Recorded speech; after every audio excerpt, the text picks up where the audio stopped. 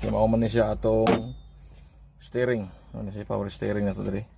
Power steering belt ni siya. Kani mo yung tensioner. Gikan diri sa iyahang crankshaft o ano siya diri. Kani belt ni sa alternator.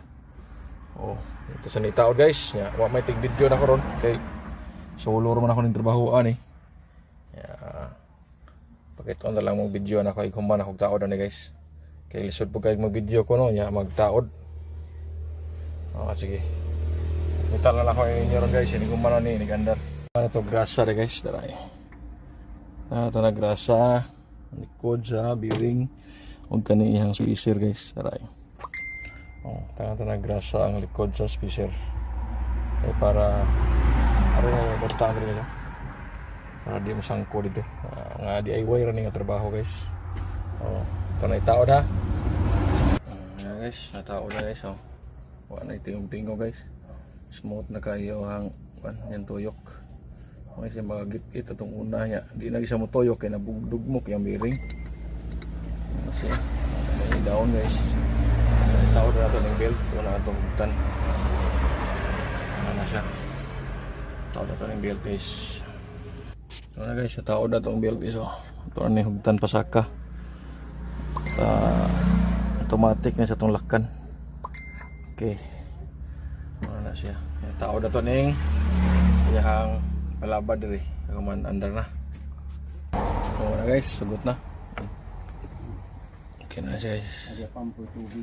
Sugot na. Okay na siya. So taod na to ang iyahang auxiliary pan. Yan guys. Taod na.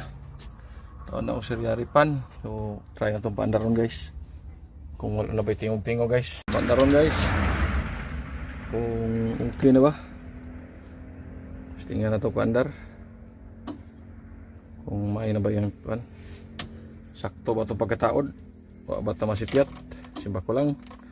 Okay. 1, 2, 3. Okay. Thank you.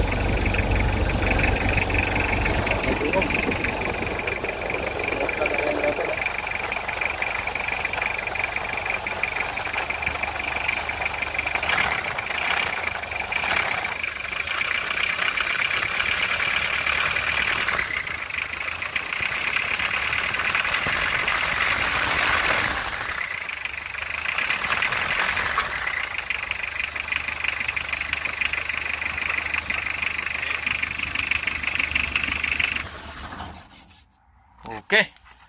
Thank you.